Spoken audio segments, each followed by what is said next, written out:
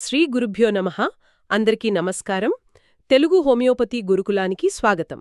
నమస్కారం. ఈనాటి మన అధ్యయనంలోకి అందరికీ స్వాగతం. ఒక్కసారి ఇలా ఊహించుకుందాం. అడవిలో విపరీతంగా మంటలు చెలరేగుతున్నాయనుకోండి. ఆ మంటలను ఆపడానికి అగ్నిమాపక సిబ్బంది నీళ్లు చల్లడం మాని దానికి ఎదురుగా ఇంకో మంటను సృష్టిస్తే వినడానికి చాలా విచిత్రంగా ఉంది కదా. అవును, అగ్నిని అగ్నితో ఎలా ఆపుతారు? అదింత ప్రమాదం కదా అనిపిస్తోంది ఎవరికైనా. ఎగ్జాక్ట్లీ. కానీ అచ్చం ఇలాంటి ఒక విరుద్ధమైన ప్రకృతి ధర్మమే ప్రపంచంలోని అత్యంత ప్రాచుర్యం పొందిన ఒక వైద్య విధానానికి, అంటే ప్రధాన మూలస్తంభం అని చెబితే నమ్ముతారా?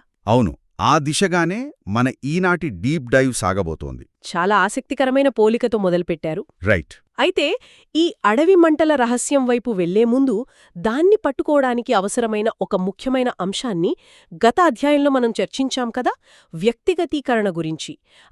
అంటే ఇండివిజువలైజేషన్, అందులోని భాగాల గురించి చాలా లోతుగా విశ్లేషించాం.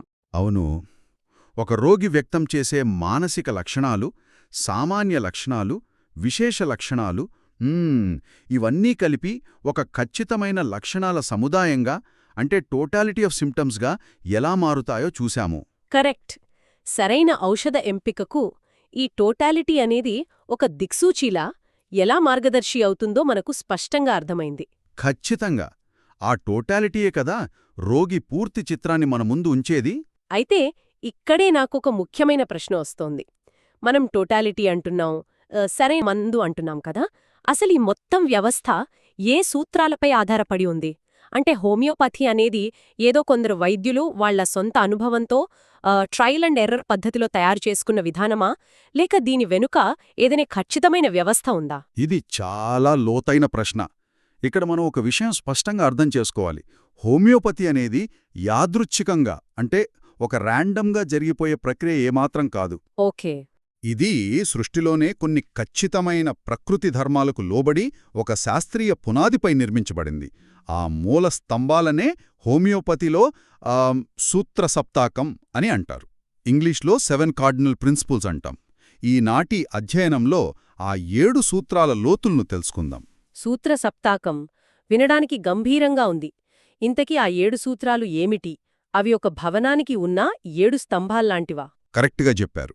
అవి: 1 సారూప్య ఔషధ సూత్రం, అంటే లా ఆఫ్ సిమిలర్స్. 2 లక్షణాల సముదాయం లేదా టోటాలిటీ ఆఫ్ సిమ్టమ్స్. 3 వ్యక్తిగతీకరణ. 4 ఏకైక ఔషధం, సింగిల్ రెమెడీ. అవును. 5 కనిష్ట మోతాదు లేదా మినిమం డోస్. 6 ఔషధ పరీక్ష, అంటే డ్రగ్ ప్రూవింగ్. 7 జీవశక్తి, అంటే వైటల్ ఫోర్స్. ఇవే ఆ శాశ్వతమైన పునాదులు. సరే, ఇవి విడివిడిగా పనిచేస్తాయా లేక అన్నీ కలుపా? ఈ 7 సూత్రాలు ఎప్పుడూ విడివిడిగా పనిచేయవు. ఇవన్నీ కలుస్తేనే హోమియోపతి వైద్యం సంపూర్ణమవుతుంది. అందులో ఏ ఒక్కదాన్ని వదిలేసినా అది సరైన వైద్యం అనిపించుకోదు. రైట్. వీటిని కాస్త విడమర్చి చూద్దాం. నేను ప్రారంభంలో ఒక ఉదాహరణ చెప్పాను కదా, అడవి మంటలను మంటతోనే ఆర్పడమని.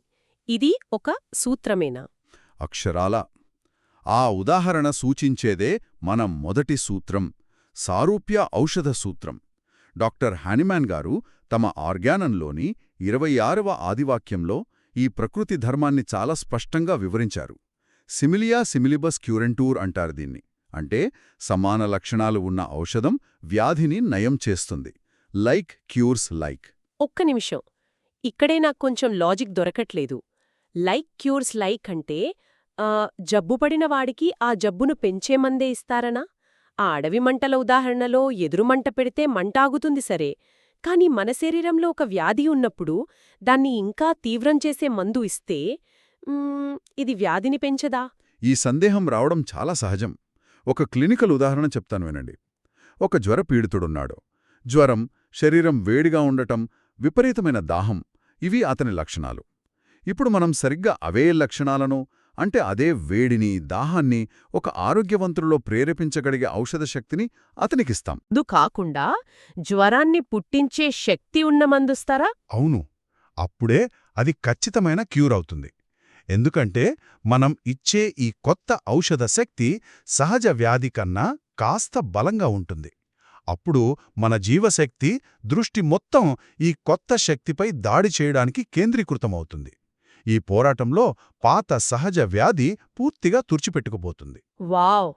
అంటే వ్యాధిని లోపలికి అణచివేయడం కాకుండా శరీరంలో ఒక కృత్రిమమైన నియంత్రిత ప్రతిస్పందనను సృష్టించి అసలు వ్యాధిని బయటకు పారద్రోలడమన్నమాట. అద్భుతం! కాని మనం ఈ మందును దేని ఆధారంగా ఎంచుకుంటాం? అక్కడే మన రెండో సూత్రం, లక్షణాల సముదాయం అంటే టోటాలిటీ ఆఫ్ సిమ్టమ్స్ అవసరమవుతుంది. ఆర్గానాన్లోని 3 మరియు 7వ ఆదివాక్యాలు ఇదే చెబుతాయి. వ్యాధి అంటే కేవలం ఒక అవయవానికి వచ్చిన కష్టం కాదు. రోగి వ్యక్తం చేసే అన్ని లక్షణాల సముదాయమే నిజమైన మార్గదర్శి. అంటే ఒక జిగ్జా పజిల్లోని ఒక ముక్కను చూసి మొత్తం బొమ్మను ఊహించలేము కదా, అన్ని ముక్కలు కలిపితేనే అసలు చిత్రం కనిపిస్తుంది. అలాగే కదా? పర్ఫెక్ట్గా చెప్పారు. ఉదాహరణకు, కేవలం తలనొప్పిని మాత్రమే చూడకూడదు.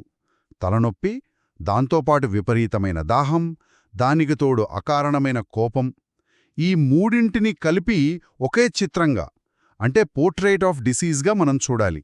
అప్పుడే సరైన మందు దొరుకుతుంది. ఇంట్రెస్టింగ్. ఇక్కడ నాకు విషయం తడుతుంది. మనం ఈ పజిల్ని గమనిస్తే ప్రతి మనిషి పజిల్ వేరుగా ఉంటుంది కదా. ఒకరికి తలనొప్పితో కోపం రావచ్చు, ఇంకొకరికి తలనొప్పితో ఏడుపు రావచ్చు. అంటే ప్రతి మనిషి ప్రత్యేకమే. ఇది మన తదుపరి సూత్రమైన వ్యక్తిగతీకరణకు దారితీస్తోందా? అవునండి, మీరు చాలా వేగంగా కనెక్ట్ చేస్తున్నారు. ప్రతి రోగి ప్రత్యేకమైన వారే. దీన్నే మనం ఇండివిజువలైజేషన్ అంటాము. వ్యాధి పేరు ఒకటే అయినా ప్రతి రోగికి ఇచ్చే మందు వేరుగా ఉంటుంది. హోమియోపతిలో వ్యాధికి కాదు, రోగికి వైద్యం జరుగుతుంది. కాని సాధారణ వైద్యంలో జ్వరం అనగానే అందరికీ ఒకే మందిస్తారు కదా. మరి ఇందులో ఎందుకు వేరుగా ఇవ్వాలి? చూడండి, ఇద్దరు రోగులు జ్వరంతో వస్తారు అనుకుందాం. ఒకరికి జ్వరంలో విపరీతమైన దాహం ఉంటుంది, మరొకరికి అసలు దాహమే ఉండదు. ఇద్దరికీ ఉన్నది జ్వరమే అయినా వారి లక్షణాలు వేరు కదా. అవును, పూర్తిగా వ్యతిరేకం. రైట్. కాబట్టి వారి వ్యక్తిగతీకరణ వేరు. అందువల్ల వారికి సూచించే రెమెడీస్ కూడా పూర్తిగా వేరుగా ఉంటాయి. దాహమున్నవాడి మందు దాహం లేనివాడికి ఇస్తే అది పనిచెయ్యదు. దీన్ని బట్టి చూస్తే సరిగ్గా సరిపోయే మందును పట్టుకోవడమనేది చాలా ఖచ్చితత్వంతో కూడిన ప్రక్రియ అనిపిస్తోంది. సరే, ఒక్క మందును పట్టుకున్నారు, దాంతోపాటు ఇంకో 2-3 మందులు కూడా కలిపిస్తే వ్యాధి ఇంకా త్వరగా పారిపోతుంది కదా అని చాలామంది అనుకుంటారు. అదొక పెద్ద అపోహండి. ఇక్కడే చాలామంది పొరబడతారు. దానికి సమాధానమే మన తదుపరి సూత్రం, ఏకైక ఔషధం లేదా సింగిల్ రెమెడీ. ఆర్గనన్ 273వ ఆదివాక్యం చాలా స్పష్టంగా చెప్తోంది, ఒకేసారి ఒకే ఒక్క ఔషధాన్ని మాత్రమే వాడాలి అని. అంటే 2-3 మందులు కలిపి వాడకూడదా? ఉదాహరణకు, మనం ట్రాఫిక్లో డ్రైవ్ చేస్తున్నాం. పక్కన కూర్చున్నవాళ్లు ఒకేసారి తలో దిశలో ఎడమకు తిప్పు, కుడికి తిప్పు అని సూచనలిస్తే డ్రైవర్ ఎలా గందరగోళానికి గురవుతాడో అలా అన్నమాట. మన సిస్టమ్ కన్ఫ్యూజ్ అయిపోతోందంటారా? మీ ఉదాహరణ చాలా బాగుంది. అక్షరాలా అదే జరుగుతుంది. మన శరీరంలోని వ్యవస్థ ఆ డ్రైవర్ లాంటిదే. 2-3 మందులు కలిపితే మన శరీరంలోని జీవశక్తికి ఏ మందు ఎలా పనిచేస్తుందో తెలియక తీవ్ర గందరగోళం ఏర్పడుతుంది. అసలు వ్యాధి నివారణ జరగదు. క్లియర్. ఆ డ్రైవర్కి ఒకేసారి ఒక స్పష్టమైన కమాండ్ మాత్రమే ఇవ్వాలి. సరే, మందు ఒకటే ఇవ్వాలి, కానీ త్వరగా తగ్గాలి కదా అని ఎంచుకున్న ఒక్క మందునే కొంచెం ఎక్కువ డోస్ ఇస్తేనో? అది ఇంకా ప్రమాదం. ఇక్కడే కనిష్ట మోతాదు అంటే మినిమం డోస్ అనే అత్యంత కీలకమైన సూత్రం వస్తుంది. ఆర్గనైన్ 1175వ ఆదివాక్యం ప్రకారం వ్యాధిని నయం చేయడానికి, శరీరంలోని జీవశక్తిని మేల్కొల్పడానికి ఎంత అవసరమో అంత అతి తక్కువ మోతాదు మాత్రమే ఇవ్వాలి. కాని ఎందుకు? ఎక్కువ మోతాదు ఇస్తే జబ్బు త్వరగా పోతుంది అనే భ్రమ సాధారణంగా ఉంటుంది కదా. భౌతికంగా ఎక్కువుంటే ఎక్కువ పనిచేస్తుందనిపిస్తుంది, కాని ఇదలా కాదు. మనం అవసరానికి మించి ఎక్కువ మోతాదు అంటే ఓవర్డోస్ ఇస్తే అది రోగిలో అనవసరమైన తీవ్రతను అంటే అగ్రవేషన్ను పెంచుతుంది. తక్కువ మోతాదు మాత్రమే సున్నితంగా, శాశ్వతంగా పనిచేస్తుంది. ఓహో, అంటే మన సిస్టమ్ని ఆ మందు ఓవర్లోడ్ చేయకూడదు. అవును.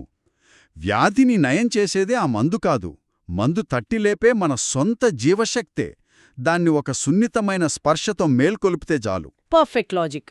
సరే, ఈ చిన్న డోసు, ఈ ఖచ్చితమైన మందు ఒక మనిషిపై ఎలాంటి మార్పులు తెస్తుందో ముందే ఎలా తెలుస్తుంది? ఆధునిక వైద్యంలోలాగా ఎలుకల మీదో పిల్లుల మీదో ప్రయోగాలు చేస్తారా? ఆ జంతువులకు బాధ వచ్చినా భయంగా అనిపించినా అవి మాటల్లో చెప్పలేవు కదా.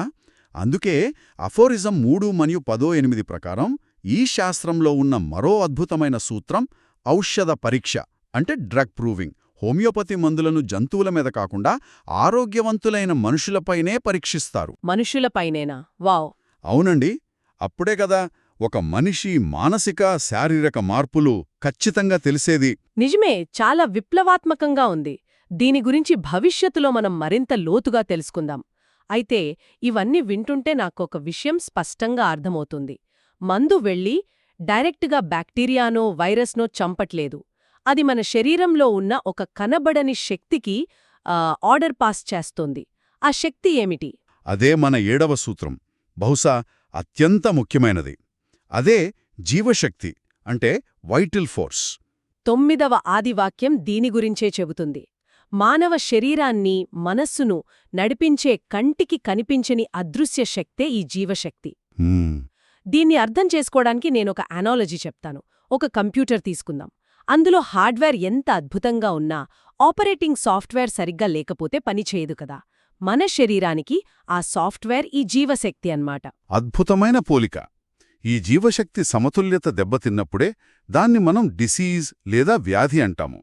హోమియోపతి మందు చేసే పని ఈ జీవశక్తిని తిరిగి సరిదిద్దడమే. రైట్. ఈ 7 సూత్రాలు సిమిలియా, టోటాలిటీ, వ్యక్తిగతీకరణ, single remedy, minimum dose, drug proving మరియు వైటల్ ఫోర్స్ ఇవన్నీ విడివిడిగా అద్భుతంగా ఉన్నాయి. కానీ ఆచరణలో ఇవి ఎలా కలుస్తాయి?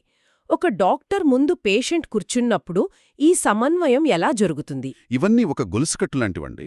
ఒక క్లినికల్ ఉదాహరణ చెప్తాను. ఒక పేషెంట్కు విపరీతమైన ఆందోళన ఉంది. ఛాతిలో మంట అంటే అసిడిటీ ఉంది. దానికి తోడు చలితో బాధపడుతున్నాడనుకుందాం. Okay, anxiety, acidity, chilliness. సాధారణంగా అయితే 3ంటికి 3 మందులు రాస్తారు కదా. కాని ఇక్కడ వైద్యుడు ముందుగా ఈ 3ంటిని కలిపి ఒకే చిత్రంగా చూస్తాడు. అదే అబ్జర్వ్ టోటాలిటీ. తర్వాత అతని ప్రత్యేకతను బట్టి అంటే ఇండివిజువలైజేషన్ ద్వారా ఈ 3ంటిని ఏకకాలంలో కలగజేయగల సారూప్య మందును వెతుకుతాడు. రైట్. ఉదాహరణకు ఆర్సెనికం ఆల్బమ్ అనే మందు వీటికి సరిపోతుంది అనుకుందాం. అప్పుడు ఆ ఒక్క మందును మాత్రమే ఎంచుకుంటాడు. Single remedy. దానిని అత్యంత కనిష్ట మోతాదులో అంటే మినిమం డోజ్లో ఇస్తాడు. అప్పుడే సంపూర్ణ క్యూర్ సాధ్యమవుతుంది. వావ్! ఎంత పర్ఫెక్ట్గా సింక్ అయిందో గదా. అన్నీ సరిగ్గా అమరితేనే రిజల్ట్ వస్తుంది. మరి అలాంటప్పుడు బయట చాలా మందికి ఎందుకు ఫలితాలు రావు? ప్రస్తుత కాలంలో జరుగుతున్న సాధారణ పొరపాట్లేమిటి? దానికి ప్రధాన కారణం ఈ మూల సూత్రాలను పక్కన పెట్టడమే. ఒకేసారి అనేక మందులు కలిపి వాడటం. ఇది ఏకైక ఔషధ సూత్రానికి విరుద్ధం. అవును. అలాగే రోగిని కాకుండా కేవలం డయాగ్నోసిస్ రిపోర్ట్ల ఆధారంగా మందులివ్వడం. ఇది వ్యక్తిగతీకరణకు విరుద్ధం. ఇక 3వది అనవసరంగా ఎక్కువ మోతాదు వాడడం. ఇది కనిష్ట మోతాదు సూత్రానికి విరుద్ధం. ఇవి చేసినప్పుడు అది అసలు హోమియోపతే కాదు. ఇదంతా విన్న తర్వాత నాకొనిపిస్తున్నదొక్కటే. ఒక వైద్యుడికి కేవలం మందుల పేర్లు తెలిస్తే సరిపోదు గదా. గురూగారు, మరి ఈ సూత్రాల గురించి ఏమాత్రం అవగాహన లేకుండా వైద్యం చేస్తే ఏమవుతుందంటారు? సూత్రాలు తెలియకపోతే మనం చేసే వైద్యం కేవలం యాదృచ్ఛికమవుతుందండి. మరి ఈ సూత్రాలన్నీ కలిసి ఏకకాలంలో ఎలా పనిచేస్తాయి? ఆ సమన్వయం ఎలా సాధ్యం? సో ఈనాటి మన విశ్లేషణ సారాంశమేమిటంటే, ఈ సూత్ర సప్తాకమనేది కేవలం చదువుకోడానికి కాదు, ఒక డాక్టర్ రాసే ప్రతి ఖచ్చితమైన ప్రిస్క్రిప్షన్లో ఇవి అంతర్భాగంగా ఉండాలి. ఇవే హోమియోపతికి శాశ్వతమైన పునాది. ఖచ్చితంగా. ఏ రోగికైనా శాశ్వత స్వస్థత చేకూరాలంటే ఈ 7 సూత్రాలను నిరంతరం పాటించాల్సిందే. చాలా గొప్ప విషయాలు తెలుసుకున్నాం. అయితే ఇందాక మనం అనుకున్నట్లు ఈ సూత్రాలలో ఒకటి ఔషధ పరీక్ష అంటే డ్రగ్ ప్రూవింగ్. అంటే ఔషధ లక్షణాలు ఎలా తెలుసుకుంటామో, ఒక ఆరోగ్యవంతుడిలో ఆ మార్పులు ఎలా రికార్డ్ చేస్తారు. తర్వాతి అధ్యయనంలో దీనిని లోతుగా విశ్లేషిద్దాం. తప్పకుండా. కాని వెళ్లే ముందు వింటున్న అందరికీ నాదొక ఆలోచింపజేసే ప్రశ్న. మనమిందాక జీవశక్తి గురించి మాట్లాడుకున్నాం కదా. అదొక అద్భుతమైన ఎనర్జీ. అయితే మన దైనందిన జీవితంలో మనం పడే కోపం, భయం లేదా ఆందోళన లాంటి నెగటివ్ ఎమోషన్స్ భౌతికంగా జబ్బు రాకముందే మన జీవశక్తిని ఎలా ప్రభావితం చేస్తాయో ఎప్పుడైనా ఆలోచించారా? మన ఎమోషన్స్ వల్ల మన సాఫ్ట్వేర్ సైలెంట్గా కరప్ట్ అవుతోందా? దీని గురించి కాస్త మననం చెయ్యండి. మళ్ళీ కలుద్దాం. జై శ్రీకృష్ణ. వాసుదేవా.